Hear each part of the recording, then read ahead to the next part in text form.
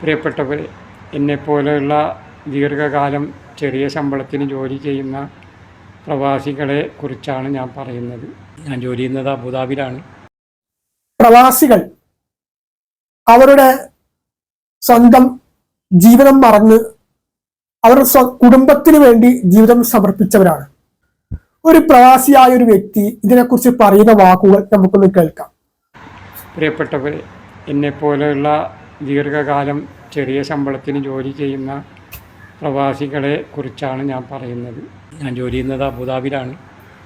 അപ്പോൾ എലക്ട്ര സ്റ്റേറ്റിൽ ഞാൻ അങ്ങനെ നിൽക്കുകയാണ്. ഒരു കാര്യത്തിന് പോയിട്ട് അവിടെ നിൽക്കുമ്പോൾ ഒരു ആൾ വരുന്നുണ്ട്. പ്രായമായി, നടക്കാൻ ചൊവ്വിന് വയ്യ, കാലിങ്ങനെ വലിച്ചു വെച്ച് നടക്കുക. അപ്പോൾ അദ്ദേഹത്തോട് എൻ്റെ അടുത്ത് ഞാൻ ചെന്നു. എൻ്റെ ജില്ലക്കാരനാണ്, പേര് ഞാൻ മനഃപൂർവ്വം പറയുന്നില്ല.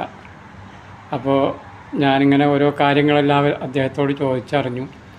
ദീർഘകാലം അദ്ദേഹം അബുദാബിയിൽ ഒരു അറബി വീട്ടിൽ പാചകക്കാരനായിരുന്നു എന്നും കുറേ കാലമൊക്കെ നിന്നതിന് ശേഷമാണ് നാട്ടിലേക്ക് തിരിച്ചു പോയത്.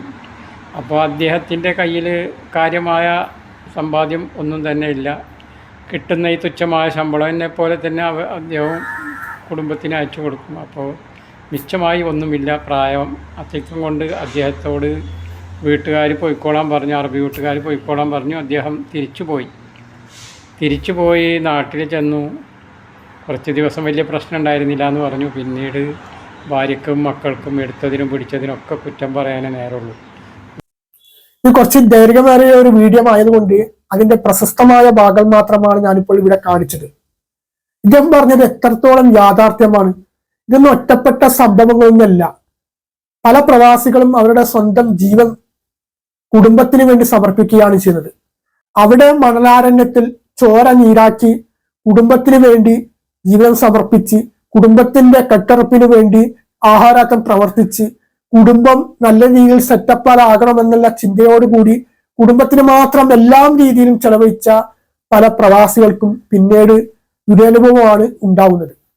അവർ സ്വന്തം നാട്ടിലേക്ക് എത്തിക്കഴിഞ്ഞാൽ അവരുടെ കുടുംബത്തിൽ നിന്ന് തിക്തമായ അനുഭവങ്ങൾ ഉണ്ടാകുന്ന പല പ്രവാസികളും നമ്മുടെ സമൂഹത്തിലുണ്ട്. ഇവിടെ ഒരു പ്രവാസി 30 വർഷത്തിന് ശേഷമാണ് അദ്ദേഹം നാട്ടിലേക്ക് തിരിച്ചെത്തുന്നത്. ആ നാട്ടിലേക്ക് തിരിച്ചെത്താനുള്ള ഒരു കാരണം, അദ്ദേഹം വയസ്സൊക്കെയായി 10-30 വർഷമായി പ്രവാസ ലോകത്ത് ജോലി ചെയ്യുന്നു. മാത്രമല്ല പഴയ പോലെയുള്ള ആരോഗ്യങ്ങളോ മറ്റൊന്നും ഇല്ല. അപ്പൊ സ്വാഭാവികമായിട്ടും കറവ് മുട്ടിക്കഴിഞ്ഞാൽ പശുവിനെ ഒഴിവാക്കുന്നത് പോലെ അദ്ദേഹത്തിന്റെ സ്പോൺസർ അദ്ദേഹത്തെ ഒഴിവാക്കിയ ശേഷം സ്വന്തം നാട്ടിലേക്ക് തിരിച്ചെത്തിയപ്പോഴാണ് അദ്ദേഹത്തിന്റെ കുടുംബത്തിൽ നിന്ന് അദ്ദേഹം അനുഭവിക്കേണ്ടി വന്ന തിക്താനുഭവങ്ങൾ. പല പ്രവാസികൾക്കും പറ്റുന്ന ഒരു തെറ്റ് ഇവിടെ ഞാൻ സൂചിപ്പിക്കാം. അതിൽ പ്രധാനപ്പെട്ട ഒരു കാര്യം എന്ന് വെച്ച് കഴിഞ്ഞാല് അവർ അധ്വാനിക്കുന്ന മുഴുവൻ കാശും കുടുംബത്തിന് വേണ്ടിയിട്ടാണ് അവർ ചെലവഴിക്കുന്നത്. അവരുടെ ശിഷ്ടകാലത്തേക്ക്, അവരുടെ ഇനിയുള്ള ഒരു റിട്ടയർമെന്റ് ജീവിതകാലത്തേക്ക്, അവരുടെ സുരക്ഷിതത്വത്തിന് വേണ്ടി ഒരു സാമ്പത്തിക ഘടക മാറ്റിവെക്കുന്നില്ല എന്നതാണ്. ഇതുകൊണ്ട് തന്നെയാണ് പല പ്രവാസികളും സ്വന്തം കുടുംബത്തിൽ നിന്ന് പോലും അവഹേളനങ്ങളും സ്വന്തം കുടുംബത്തിന്റെ മുമ്പിൽ പോലും തലകുനിക്കേണ്ട ഒരു അവസ്ഥ വരുന്നത്. കാരണം എല്ലാം കുടുംബത്തിന് വേണ്ടി സമർപ്പിച്ചു, പിന്നെ കയ്യിലൊന്നുമില്ല.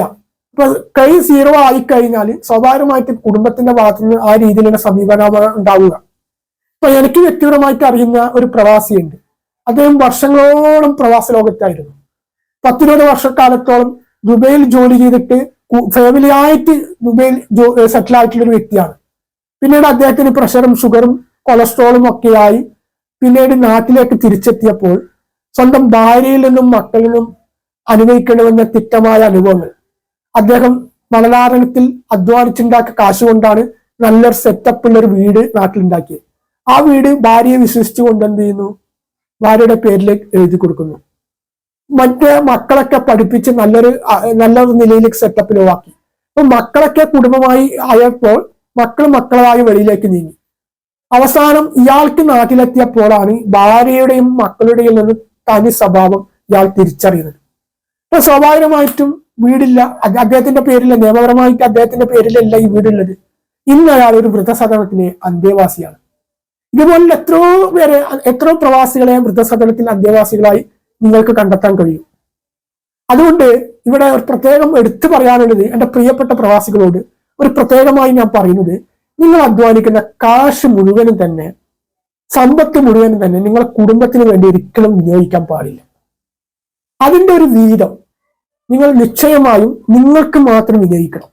അതിന് എത്ര അടുത്ത ബന്ധങ്ങളാകട്ടെ, അത് ഭാര്യ ആകാം, മക്കളാകാം, അല്ലെ സ്വന്തം മാതാപിതാക്കളാകാം, അല്ലെ സഹോദരങ്ങളാകാം, അല്ലെ സഹോദരിമാരാകാം, അവർക്കൊക്കെ ഒരു നിശ്ചിത തുക കൊടുക്കുമ്പോൾ തന്നെ അതിനോടൊപ്പം തന്നെ അതിന്റെ ഒരു നിശ്ചിത തുക നിങ്ങൾക്ക് മാത്രം നീക്കി വെക്കണം.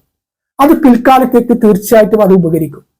കാശുണ്ടെങ്കിൽ മാത്രമേ സമൂഹത്തിലും സ്വന്തം കുടുംബത്തിൽ പോലും നിലയും വിലയും ഉണ്ടാവും എന്ന രീതിയിലേക്കാണ് പോകുന്നത്. കാശുണ്ടാവണം. കാശുണ്ടായി കഴിഞ്ഞാൽ അകലെയുള്ള ബന്ധങ്ങൾ പോലും അടുത്ത് വരും. കാശൊന്നും ഇല്ല, നമ്മളെ കയ്യിൽ കാശൊന്നും ഇല്ലാതെ ഒരു സിറ്റുവേഷൻ വന്നു കഴിഞ്ഞാൽ എത്ര അടുത്ത ബന്ധങ്ങളായാലും നമ്മളിൽ നിന്ന് സ്വാഭാവികമായിട്ടും അകന്നു പോകും. ഇതാണ് ഇന്ന് 99% നടക്കുന്നത്. എല്ലാ സംഭവങ്ങളും അത്രത്തോളമാണെന്ന് അടിച്ചാശപിച്ച് പറയുന്നില്ല. പക്ഷെ ഭൂരിപക്ഷം നടക്കുന്നത് സമ്പത്തിന്റെ പേരിലാണ് പല ബന്ധങ്ങളും നിലനിൽക്കുന്നത് എന്നതാണ്. ഇതുകൊണ്ട് തന്നെയാണ് പല പ്രവാസികളും തോറ്റുപോകുന്നത്. ഇതുകൊണ്ട് തന്നെയാണ് പല പ്രവാസികളും സ്വന്തം കുടുംബത്തിന്റെ മുമ്പിൽ അപമാനിതരായി മാറുന്നത്. അതുകൊണ്ട് നിങ്ങൾക്ക് കിട്ടുന്ന സമ്പത്തിന്റെ ഒരു വീതം നിർബന്ധമായും നിങ്ങളുടെ സ്വന്തം ആവശ്യത്തിന് വേണ്ടി, നിങ്ങളുടെ സേഫ്റ്റിക്ക് വേണ്ടി മാറ്റി വെക്കണം. അത് പിൽക്കാലത്ത് തീർച്ചയായിട്ടും അത് ഉപകരിക്കും. അതുവഴി നിങ്ങളുടെ സ്വന്തം കുടുംബത്തിൽ നിന്നും സമൂഹത്തിൽ നിന്നും നിങ്ങളുടെ അഭിമാനക്ഷതം സംഭവിക്കാതെ നിങ്ങൾക്ക് അഭിമാനത്തോടു കൂടി ജീവിക്കാനുള്ള ഒരു അവസരം ഉണ്ടാവും.